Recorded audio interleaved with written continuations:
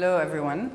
And just to put my, I'm going to read a letter to you. And this letter was written 2 years ago to Omar Barrada, who runs a translation residency at Dar al-Ma'mun in Marrakesh, in Morocco. We were invited to speak at the Global Art Forum in Doha in 2012 because I had been working towards an art glossary or an contemporary art term glossary from English to Arabic and vice versa. And this is a project that Antonia Carver and I started talking about while working on the catalog for Sharjah Biennial 10, I think it was in 2009. The book was called Provisions. And you know, while we were working on it, we had different translators translating texts by artists and curators. And throughout the translations, you had different, same terms with different translations into Arabic. So, for example, installation would be translated by one translator as tajheez, by another tarkib. And so the Arabic language editor would have to go over all of these different translations and choose to go with one, so that the book, you know, it makes sense to have one term instead of both. And so we started talking about some kind of glossary that determines and sort of organizes these confusions that are not confusions, by the way. And so I started working towards a glossary, thinking of different ways of not, you know, congealing the glossary into a book of terms. But I soon sort of realized that maybe the best thing to do about this whole translation issue is not to work on a glossary. And so my email to Omar Barrada explains why I decided to stop working on this project. And this letter was written on my way from Amman, where I was leaving from. Well, I left from the West Bank, but through Amman, to Doha to meet Omar and speak about this art term glossary in the Global Art Forum. So I will read you the letter, and then we can have a discussion. Dear Omar, when they told me at the counter of the Royal Jordanian that there's a chance they might not let me board the flight, I started writing you an email. I thought of one you could read out for the talk, to explain why I'm not there, and perhaps discuss those great texts you sent me last week. And since email writing letters is my favorite genre, the only space I can make connections and think, because it's always addressed to someone and linked with traveling somehow, and is intimate and elastic. I decided to continue writing it. As I keep saying, a translation disconnected from the cluster of artistic practice and practitioners from which it springs, without a look at correspondence, biographies, gossip, debates, or criticism, objectifies language rather than consider it a part of a given social, political, cultural fabric. Abdel Salam Ben Abdelali discusses that in his text. He mentions that the experience of translating major texts, or as he calls it, ummahat al-nusus, in philosophy, cannot be extracted or divorced from philosophizing itself. Dear Omar, I'm sitting at a cafe at the newly opened airport of Queen Alia, Amman, waiting for 2 wrong numbers to decide my fate this week. There's something wrong with my visa, they say. The big T that my travel document number starts with, which condemns my passport and myself to lower attention, well, or higher attention levels depending on the case, The big transit T we have carried since '48 is doubled on the visa copy from Qatar. How sarcastic. And the expiry date of my passport is also wrong. A digital slip from 1010 to 011. At the beginning, they tell me to just go back to Amman, hop over to the embassy, and ask for them to reissue the visa. And before I open my mouth in dismay, the hostess points to the floor manager that I'm on business class. You know, Global Art Forum. It's Global Art Forum who bought the ticket. They used to fly speakers on business class. And that somehow in Amman moves you a few levels up. Yes, Palestinian that has just crossed Alambi, but a business class riding Palestinian. I wait for the floor manager to make his calls while he flirts with me in between. They seat me in front of the lost and found counter, and I start wondering whether translation is linked somehow to losing and finding. When we look for an equivalent term in another language, aren't we always assuming that this term exists in the other language, but is somehow lost until found? And isn't there something wrong with this assumed equality? Kilito, in his text, thou shalt not speak my language, the one you sent me last week, I'm speaking to Omar, questions this formula, equating the Arabic text with a text from a European language to give it value, based on a binary system of power. And this makes me wonder, really, whether this might happen with the art term glossary. That by equating, by trying to find an equivalent word or term from either English, Arabic, or French will be based on that rather than on an engagement with ideas that critics are already slowly positing into the language. Perhaps this is something that has to happen on its own, as more art critics, writers, and curators write about art in Arabic. They will be forced by necessity to think and come up with the terms, or while they translate passages from other texts on aesthetics, perhaps. Abdel Salam Ben Abdelali, in al-falsafa adat lil-hiwar, an essay published in 2011, writes about the translations of main philosophical texts. He thinks that translation is often thought of in isolation of a certain critical intellectual engagement. He writes that those major texts are put forward or prepared to those who plan on philosophizing, engaging in philosophy, even if, like myself at the moment, those texts might be left hanging in waiting halls for years. What if the process of philosophizing lies in the process of translation itself? He continues, in that sense, we cannot divorce the moment of translation from the moment of usage and intellectual engagement. So perhaps we wait instead for those who do translate because of a desire to think and use passages or bricolage and not vice versa. And maybe I should talk a little bit more about the text by Ben Abdelali. So he points, this is a new text in 2011, so he points to a recent enthusiasm or movement in translation led by المنظمة العربية للترجمة. It's like, I don't know, translates to Arab Organization for Translation.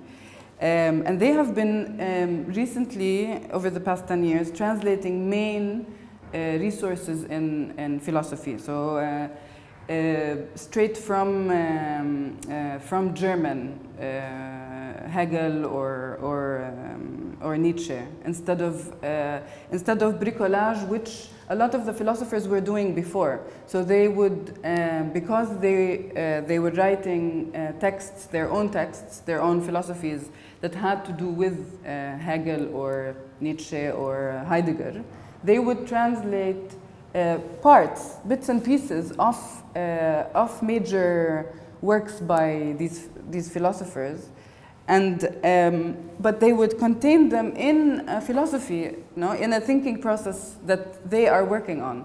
So, so the translations would be from a secondary language, and not the language, the mother tongue of the philosophers themselves. But that itself produced a thinking process. It produced a thinking of the philosophers' texts themselves, instead of ready-made whole works. So he says that, he points out that it seems it's a more institutionalized approach towards translation. That those commissioned translations are only a kind of preparation for anyone who would want to, in the future, consult them, and mostly sit around in bookshops unbought. He continues to ask, doesn't most of the philosophizing or thinking happen in the act of translation itself? He also points out that the commissioned translations congeal the philosophical engagement with the texts themselves, and when it remains partly translated, individually or informally translated, they remain more open and more subject to revision and discussion within the sort of philosophical intellectual circles. He also writes that institutional translations give the illusion of owning certain philosophical canons, thus removing or diminishing any tension between the two languages and what they hold in terms of histories of knowledge. So this morning, on my way to Allenby Bridge, where I had to change cars from a West Bank plate-numbered taxi to a Jerusalemite one, I seemed to interrupt a conversation between the passenger and the driver. I don't know what they were talking about, but the passenger was telling the taxi driver, بعد الخراب دايماً بيجي شي منيح. Always, after disaster, something good comes out. I guess the Amman concrete fancy new airport would be one of those good things. Probably if it weren't for the Palestinian, the Iraqi, and the Syrian disasters, there wouldn't be a need for an economy to allow this airport to exist. Designated in its first months of opening for only Gulf and New York-London flights, it flanks in concrete and glass, celebrating fleeting wars. Perhaps the lovely organized signage from Ramallah to Allenby Bridge is one of the good things. Signs in Arabic, Hebrew, and English of areas in the Hebrew name, of course, as always, flank the highway. I read in the paper the other day that a Palestinian artist from Bethlehem has been surreptitiously making exact copies of the signage with changed Palestinian village and town names and sticking them over the original signs. And I think there's an image of the article. You see, the question of language in Palestine is different than in the Gulf, especially for Palestinians living inside 48 borders. It is about resistance and the survival of a memory through language. One of my friends who's studying at Bezalel is the Israeli art academy in Jerusalem, but a lot of Palestinian artists study there as well. So one of my friends who's studying at Bezalel, the Hebrew Fine Arts School in Jerusalem, printed his wall texts for his critique session final project the other day in Arabic only, to make a point to his Israeli professors. When asked why, he said, I wrote it in Arabic, and when I tried translating it to Hebrew, it would not. It resisted translation. So I left it as is. Kilito in Lan tatakallam lughati, a book published by the Moroccan writer and theorist in 2008, which translates to Thou shalt not speak my language, poses a question about Arabic literature in the chapter Fil Mir'ah, or In the Mirror. He suggests that philosophers and writers, such as Abu al-Ala al-Ma'arri, for example, never thought that their work would be translated, that the debate happened only in Arabic, and that made it resistant to translation. But through that, he asks a very good question. متى تطرح مسألة الترجمة? When does translation become a question? He suggests that it does become a question when there is some form of competition between literary traditions in different languages, or when one language or literary tradition needs to be compared, equated with another in order to give it value. An example given by Kilito is Risalat al-Ghufran by al-Ma'arri, and how it's compared to Dante's Divine Comedy. Although Risalat al-Ghufran, or the Epistle of Forgiveness, was written before Dante's Divine Comedy, but it's compared to Dante's Divine Comedy as if al-Ma'arri had written it after, as if he was influenced by Dante and not vice versa. But really, yeah, when does translation become an issue?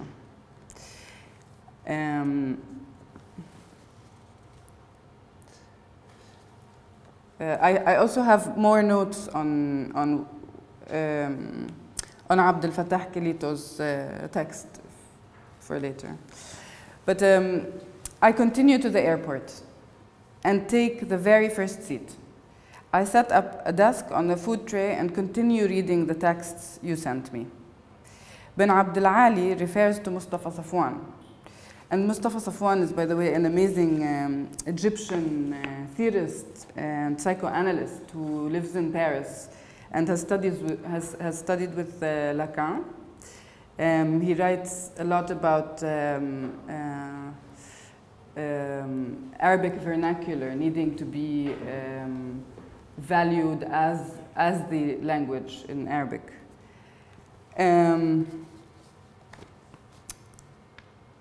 Ben Abdelali refers to Mustafa Safwan. I did not know that he translated Freud into Arabic, as I read it in English only. But anyway, it reminds me of an interview with Mustafa Safwan. And this interview is on Kalamon. It's on Kalamon's website, a really great journal that comes out of Beirut. In a question about his translation of Othello to Darja, or vernacular Arabic. So Mustafa Safwan translated Othello into Arabic in Darja, in Egyptian Arabic. I'm going to quote in Arabic only now. صحيح أنني ترجمت عطيل، ولكن هناك عدة نقاط أود الإشارة إليها. فقد طلب مني صديقي الدكتور حسين عبد القادر نشرها، وهو قام بذلك لدى مكتبة الأنجلو، فانتهت إلى ما تنتهي إليه الكتب. فكونها مكتوبة بالعامية لا يعني أنها ستباع عند البقالين. عندنا في مصر الكتاب غير مخدوم لا لدى الناشر الذي لا ينظم عقداً للكاتب أو المترجم، ولا في التوزيع كي يوصله إلى شبكة أعرض. وبأي حال فترجمة كتاب وكتابين و10 لن تحل المشكلة. الحل يحتاج إلى حقبة طويلة يجري فيها تعليم اللغة العامية ونحوها والكتابة بها، فالناس حتى الآن تحتقر لسانها ولا تعرف أن فيه نحواً وفيه قواعد، وهي في ذلك مثل مسيو جوردان الذي لا يعرف أنه يقول نثراً. I think the rest disappeared.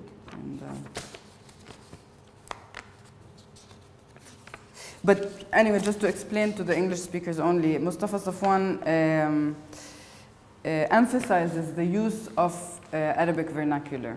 He wrote a book called Why Aren't the Arabs Free?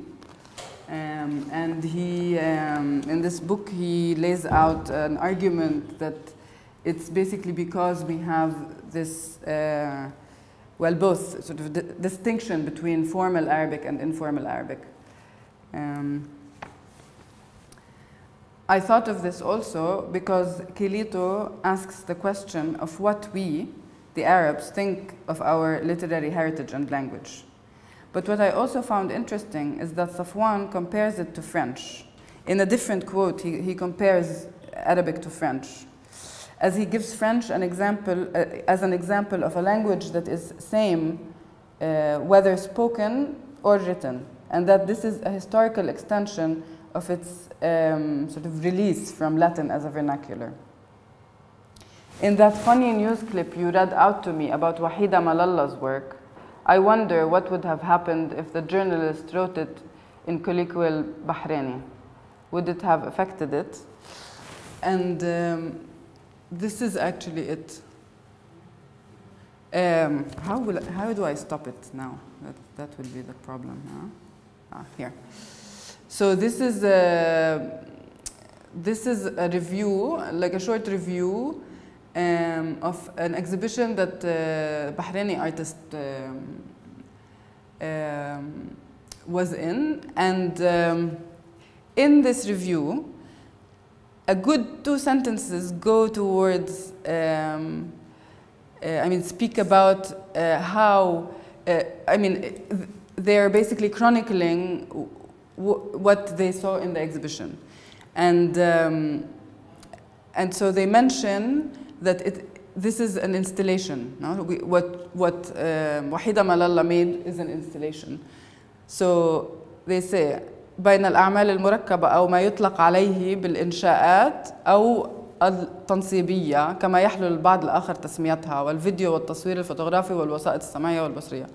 So in a few sentences dedicated to Wahida Malala, you can see already the confusion of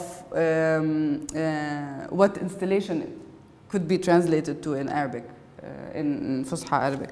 So this is just an example of that Omar pointed out in Barada.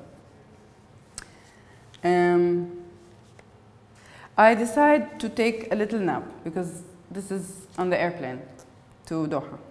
So I decided to take a little nap. And when I woke up, the hostess was distributing newspapers. I decided to rather finish reading Kilito's text as I was moving between Abdelali's and his, and my nap fused them together. He ends the text with a great proposition that if we keep translating those major philosophical texts, thinking that we own them by translating them, then we should rethink those commissions.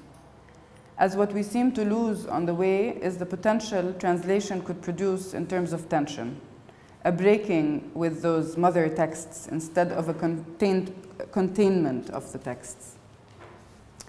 We land in a bundle of light engulfed by darkness. I leave the plane and queue for passport control. And suddenly, there's a familiar sound, a babbling sound of different languages around me. I think to myself, I've been in Ramallah for too long, a mono at best bilingual city that is isolated from other languages and cultures. My passport is stamped, and I head to the hotel counter at the airport, where a young man meets and greets me, leading me to my pickup. He speaks English to me at the beginning and tells me that he is Algerian. So I switch to Arabic. He interrupts, explaining that he only speaks Berber and French, and that he is a translator. He studied translation in Paris, but had to come to Doha to work at a hotel because he was escaping military service there. And then I remembered why I had shelved this project after I moved away from the Gulf, because there were other necessities, it seemed. Different questions about language. Okay. So this is my email to Omar. This was,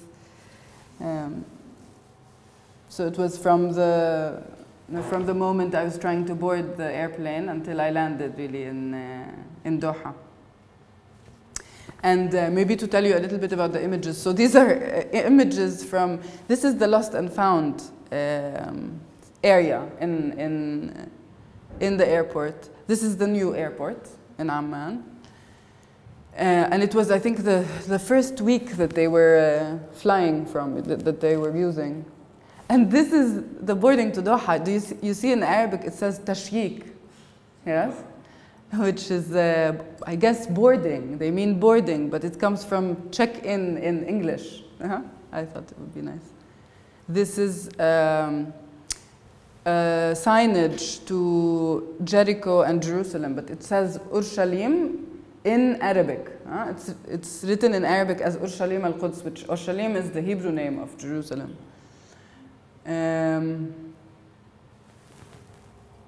This is an article about the artist from Bethlehem who changed the signage, who changed played around with the signage. And this I talked about. It's a review from Wahida Malallah. This is really, when I was in Marrakesh at Dar al-Ma'moon, Omar and I were looking at the section on translation, and we found this dictionary. So it's a dictionary from 1998, and it's by representatives. This is a really bad photo of the introduction from the glossary. And this glossary was an initiative of the مجمع اللغة العربية. I don't know how to translate that. Which is in Cairo. It's an organization for Arabic language. Arab Language Society, yeah. And they formed a committee from different ministers of culture around the Arab world. And they worked on this art term glossary. And in this one, so لمصطلحات الفنون التشكيلية, the Unified Dictionary of Plastic Arts terms. And in the introduction, it's really interesting. They mention that it is of nationalist importance that art terms are unified in formal Arabic, so that there's no deviation in a sense, no? So vernacular becomes deviation. It's not only a question of translating from English to Arabic, but it's also a question of which Arabic, huh? Because in their view, any Ammi, vernacular version becomes a deviation from the classical Arabic.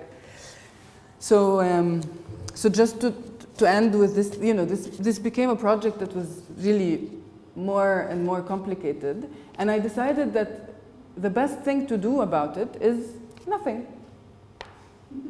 To actually not work on the glossary, not congeal contemporary art terms into a printed, basically glossary of meaning, because of all the problems that I sort of laid out in this email to Omar. So thank you.